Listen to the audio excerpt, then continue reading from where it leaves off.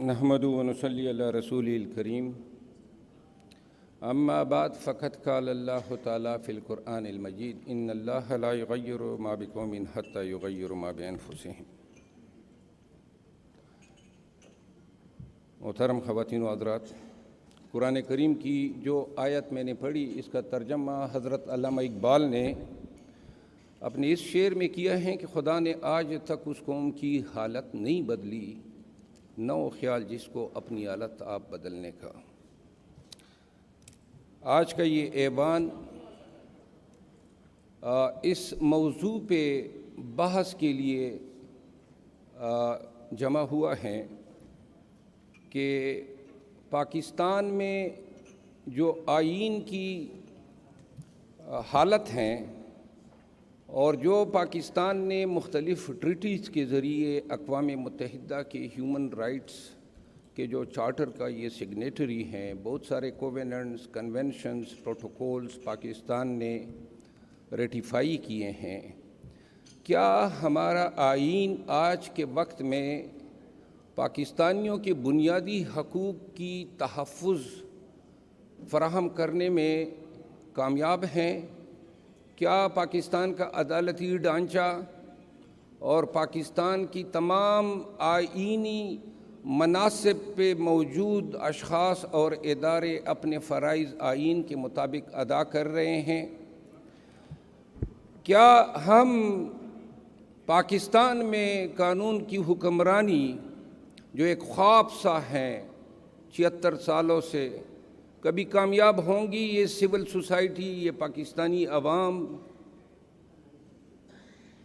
خواتین و حضرات، کہنے کو تو بہت کچھ ہیں، مقررین حضرات آئینی اور قانونی پہلوؤں سے اس موضوع کا احاطہ کریں گے، لیکن میں ترجیح دوں گا کیونکہ میں نے گزشتہ 6 ماہ میں وہ کچھ دیکھا اپنے کلائنٹس کے ساتھ جن کا میں نے کبھی اپنی 30 سالہ وکالت کی زندگی میں تصور بھی نہیں کیا تھا کہ ہم ایک ایسے دور میں بھی داخل ہوں گے جہاں ہم اپنے عمل سے اپنے آپ کو قرآن کریم کا تارک بنائیں گے، ترک کریں گے حضور کریم کے ان تعلیمات کو، اللہ کریم کے ان احکامات کو جن کے 99 ناموں میں سے ایک نام معیز بھی ہیں، ایک نام العزیز بھی ہیں، لیکن ریاست پاکستان میں انسانی حقوق ایک مذاق سا بن چکا ہے۔ میں نے کیا دیکھا، دل کی بڑاس نکالوں آپ کو بتاؤں تو آپ کے رونگٹے کھڑے ہو جائیں کہ اس 2023 میں پاکستانیوں کے ساتھ ہوا ہیومن رائٹس کا علمبردار یہ ریاست 2008 میں 2 کووننٹس پاکستان نے سائن کیے، ایک سائن کیا اکنامک پولیٹیکل ہیومن رائٹس کا پروٹیکشن، جس کو عرف عام میں international covenant on economic, social and cultural rights. جناب علی، چونکہ میں ایک مخصوص پارٹی کے پاکستان تحریک انصاف کے جو قیادت ہیں ان کو میں ریپرزینٹ کرتا تھا،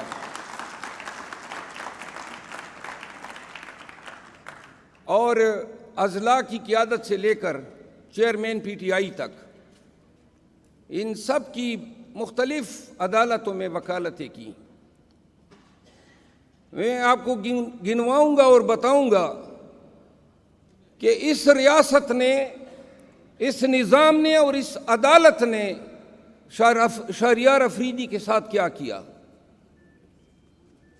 علی محمد خان کے ساتھ کیا کیا۔ یہ وہ باتیں ہیں انہوں نے کبھی آپ کو نہیں بتائی، لیکن میں ان کا وکیل تھا، میں جیلوں میں جاتا تھا، ان سے ملتا تھا، ان پر روا رکھے گئے ہر ایک ظلم اور جبر کی بات یہ مجھے بتاتے تھے۔ شاندانہ گلزار کو انہوں نے اٹھایا، اغوا کیا، اور پھر کیا رویہ روا رکھا گیا۔ شبلی فراز کے ساتھ جو تشدد ہوا، جو اس کے چہرے پہ ابھی بھی آپ کو یاد ہوگا۔ پھر میں نے یہ دیکھا کہ ہمارے لوگ جب رہا ہوتے تھے تو اغوا ہوتے تھے، گمنام ہو جاتے تھے، اور گمنامی کے چکر میں نے ڈیلے دیکھی، میں نے خاندانوں کو انگیج ہوتے دیکھا۔ میں نے پاکستان تحریک انصاف کی ہر ایک لیڈر کی اسلام آباد میں جتنے مقدمے بنے ہیں ان کی وکالت کی، اور میں بتاؤں آپ کو کہ جسمانی تشدد ہر ایک پہ ہوا، اور بدترین تشدد ہوا۔ شرم کے مارے، حیا کے مارے یہ لیڈر آپ کو نہیں بتا رہے ہیں۔ جیلوں میں اور تانوں کے حوالاتوں میں نے اس دن بھی بتایا، یہ وہ ریاست ہیں جس کو ہم برائے نام اسلامی جمہوریہ پاکستان کہتے ہیں۔ نہ اس میں نام کی جمہوریت ہے، نہ اس میں نام کا اسلام ہے۔ اس طرح دونوں ہاتھوں سے 8-8 گھنٹے کو ہر ایک کو کھڑا کیا گیا حوالاتوں میں، اور جب جیلوں میں ڈالا گیا تو ڈیتھ سیل میں، چکیوں میں ان کو ڈالا گیا۔ ان چکیوں میں باتھ روم ایسے ہوتے تھے کہ ان پہ پردہ تک نہیں ہوتا تھا، تاکہ کوئی باتھ روم اٹینڈ نہ کر سکے، اور یہ مجھے بتاتے تھے کہ 4 ایام تک ہم کھانا نہیں کھاتے تھے، کیونکہ 5 اور 6 لوگ ایک سیل میں پڑے ہوتے تھے، اور حیا اور شرم کے مارے اس باتھ روم میں گھس نہیں سکتے تھے۔ پھر چھوٹے مائنر بچوں کو اغوا کیا گیا، اور یہ وارداتیں کے پی میں زیادہ ہوئی۔ پرویز خٹک کو تقویت دینے کے لیے پاکستان تحریک انصاف کے عہدیداروں کو، آفس بیئررز کو، اور پاکستان تحریک انصاف کے لیڈرز کو توڑنے کے لیے ان کے کاروبار بند کیے گئے۔ میں نے کہا مائنر بچوں کو اغوا کیا گیا، لوگوں کو 3 MPO کے نام پہ، اینٹی کرپشن کے پرچوں کے نام پہ، FIA کے پرچوں کے نام پہ، انسداد دہشت گردی کے پرچوں کے نام پہ بلیک میل کیا گیا، بلا دریغ اور بلا تفریق قانون کا ایسا ایبیوز کیا گیا،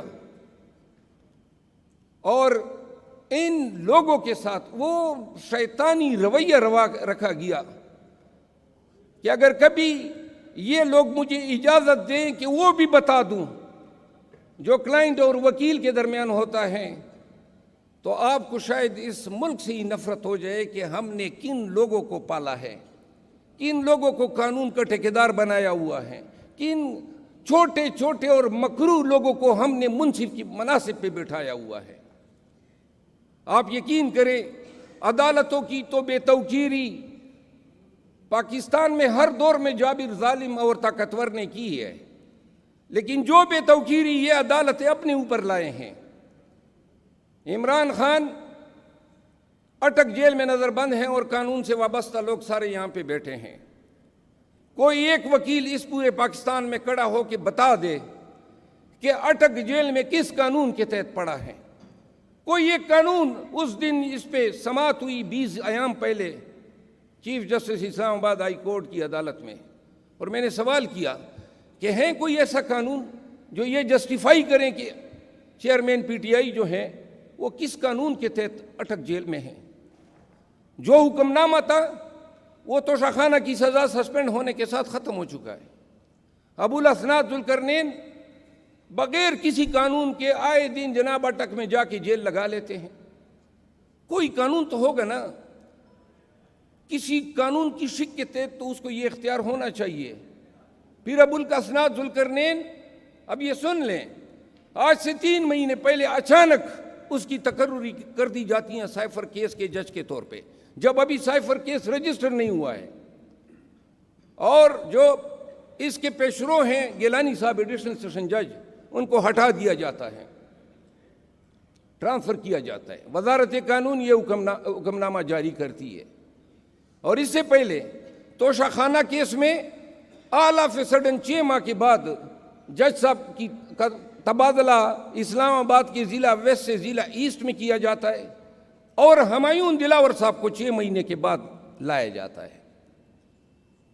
اور وہی ہمایوں دلاور صاحب نے جو انصاف کا حشر نشر کیا، پاکستان کے پورے ممالک کو علم ہے.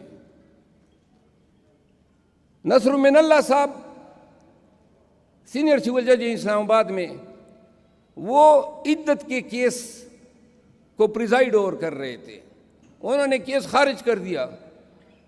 ایک شخص ہے مشکوک، عرفان نام ہے،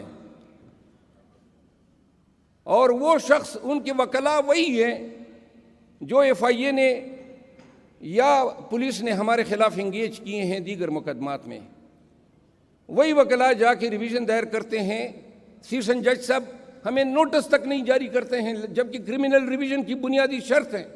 بغیر نوٹس کے کس طرح آپ ڈیسائیڈ کر سکتے ہیں؟ یک طرفہ طور پہ فیصلہ کر دیتے ہیں. جو ہی فیصلہ ہوتا ہے ہمارے خلاف، اگلی رات کو نصر من اللہ کا تبادلہ ہو جاتا ہے. ان کی جگہ قدرت اللہ صاحب آ جاتے ہیں. اور اسی طرح ہر اس جج کو ٹرانسفر کیا گیا جس نے ہاتھ کڑے کرنے سے انکار کیا. اب مانگو اور ڈھونڈو انصاف ان لوگوں سے. اسلام آباد ہائی کورٹ میں ہم جاتے ہیں، چیف جسٹس صاحب کو کہتے ہیں کہ حضرت چیئرمین پی ٹی آئی آپ پہ اعتماد نہیں رکھتے ہیں اور دنیا بھر کا قانون ہے، یہ یونیورسل پرنسپل آف لا ہے کہ عدالت یہ دیکھتی ہے کہ میرا کتنا انٹرسٹ یا پروجوڈس ہے، یہ نہیں دیکھتی ہے، بلکہ دیکھتی یہ ہے کہ جس شخص نے مجھ پہ عذر لگایا ہے اس کے کتنے اپریہنشن ہیں، کتنے سبسٹینشیل ہیں.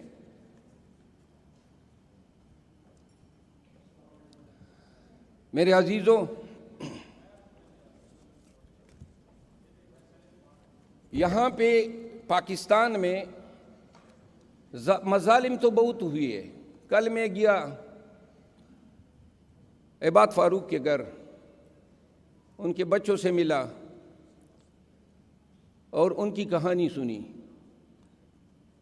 اور یہ کہانی سن کے ہم نے ویڈیوز میں تو دیکھی تھی، لیکن آپ اندازہ کریں، یہ آپ کا خوبصورت شہر لاہور، اس کے سب سے پوش ایریا ماڈل ٹاؤن میں ان کا گھر ہے. 12 دفعہ لاہور کی پولیس جاتی ہیں، اس گھر میں گھستی ہے، دروازے توڑتی ہیں، سامان اٹھاتی ہیں، بچے چیختے چلاتے ہیں. باپ کو اٹھایا جاتا ہے ایک ایسے کیس میں جس میں یہ نامزدگی نہیں ہے، جس کی کوئی ویڈیو نہیں ہے، جس کی کوئی ایویڈنس نہیں ہے. مجھے کہا گیا ہے کہ ٹائم کی کنسٹرینٹس ہیں، کوشش کروں گا کہ مختصر کروں، لیکن ذرا فریاد سنی لے. جب بلا لیا ہے تو جب میں اس گھر میں گیا تو پولیس گئی 12 دفعہ، باپ کو اٹھایا، پھر ماں کو اٹھایا، جیل میں ڈالا. اور یہ ساری درندگی اور وحشت یہ بچوں کے سامنے ہوتی ہے. چھوٹے چھوٹے بچے ہیں، سالار، شاہ زیب، عمار، اور ایک چھوٹا بھائی ہے ان کا. اور پھر ان کی دادی کو اٹھایا جاتا ہے. اور یہ ہر بار جب پولیس کے غنڈے اندر آتے ہیں، دندناتے ہیں، تو اس گھر پہ قیامت بار بار گزرتی ہے. ان کے بعد بچے کی حالت خراب ہوتی ہے، ہم ویڈیو میں دیکھتے ہیں، اتفاق اسپتال میں داخل کر لیتے ہیں.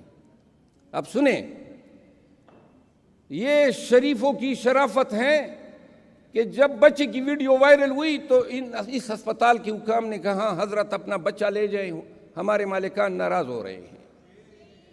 تو بچے کو کرٹیکل حالت میں ڈسچارج کر دیتے ہیں. چھوٹے چھوٹے کلینک میں یہ مجبور ہو جاتے ہیں کیونکہ کوئی اسپتال اس کو لینے کا روادار نہیں ہے.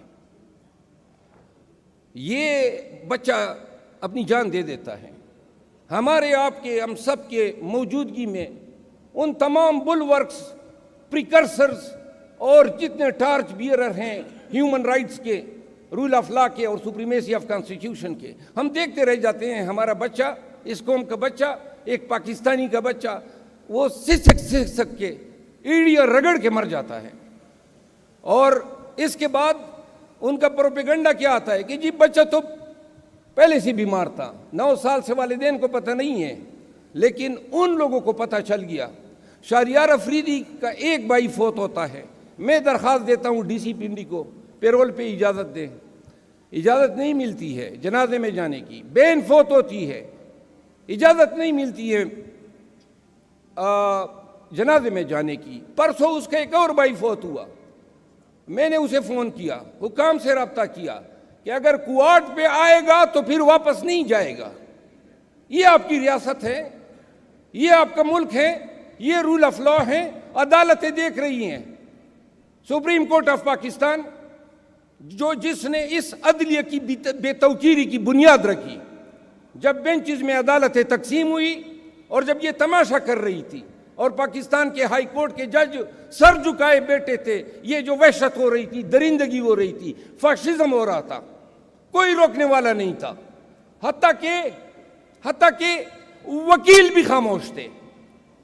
تحصیل و اضلاع کے باروں میں وکیلوں کا حق تھا اٹھنا۔ اگر 9 مئی کو وکلاء اٹھتے اور ان ظالموں کے گردنوں پہ ہاتھ ڈالتے، کیوں کر ڈر اور خوف ہمیں انسان کے سٹیج سے گرا کے اتنا چھوٹا کر سکتا ہے؟ کیا ہو جائے گا قوم کے لیے اور قوم کی حریت کے لیے، قوم کی آزادی کے لیے کس نے آگے آنا ہے؟ سب سے پہلے تو وکلاء کا فرض ہے۔ اور 9 مئی میں پاکستان بھر کی تحصیلیں، سب ڈویژن اضلاع کی باریں ڈر گئی تھی، وکلاء نے جرت نہیں کی ان کے آگے آنے کی۔ اور اگر وکلاء اس وقت کھڑے ہو جاتے تو خدا کی قسم حالات اس نہج پہ نہ آتے کہ جہاں پہ اب اٹھنا ہوگا، فیول کرنا ہوگا، اپنے اندر غیرت پیدا کرنی ہوگی، قوم میں بھی یہ غیرت پیدا کرنی ہوگی جس نے ڈنڈے کے آگے اپنی غیرت کا جنازہ نکالا ہوا ہے۔ آج عمران خان جیل میں پڑا ہے 71 سال کی عمر میں۔ الفن کہتا ہوں، آپ کی حریت، پاکستان کی آزادی، آنے والے نسلوں کی آزادی کے لیے یہ شخص جو ہے ایک چھوٹے سے سیل میں پڑا ہے، کوئی اس کی ذاتی انٹرسٹ نہیں ہے۔ اگر یہ اپنی مثال رقم کر سکتا ہے، کیوں ہمیں اپنی جانیں، اپنی آزادیاں اتنی عزیز ہیں؟ آج جس طرح نام ہے نو اور نیور، آج وقت ہے قوم فیصلہ کرے، یا ہم نے اٹھنا ہے یا پھر گھٹنے ٹیکنے اور ماتھا ٹیکنا ہے۔ نہ اٹھنے کے لیے، ساری عمر ضلالت کی زندگی کو قبول کرنے کے لیے۔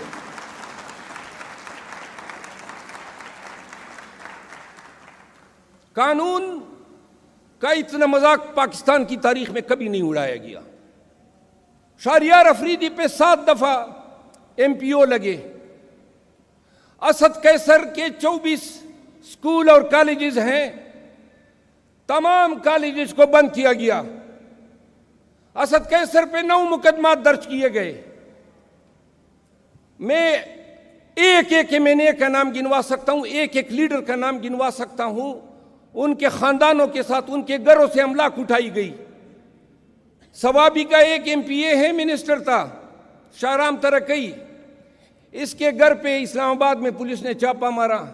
ایک 5.5 فٹ کا سیف تھا، اس میں اس کے بھائی کے، بیوی کے زیورات تھے، پیسے تھے۔ وہ 5.5 فٹ کا سیف جب کھولا نہ جا سکا تو خرادی کو لے آیا، اس نے رات کے 11:30 بجے وہ سیف کاٹا، سب کچھ لوٹ کر لے گئے۔ یہ آپ کے پاکستان اور اسلام آباد میں ہو رہا ہے۔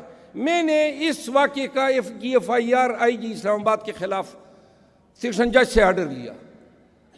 ڈاکے پڑے، آج لاہور میں سن رہے ہیں، پڑھے لکھے لوگ اور صاحب حیثیت لوگ پیسے دے رہے ہیں بچوں کو بچانے کے لیے۔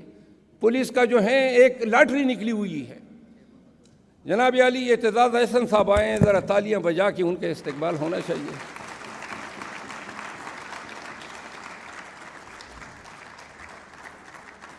میں اعتزاز احسن صاحب سے ریکویسٹ کروں گا کہ اسٹیج پہ تشریف لائیں۔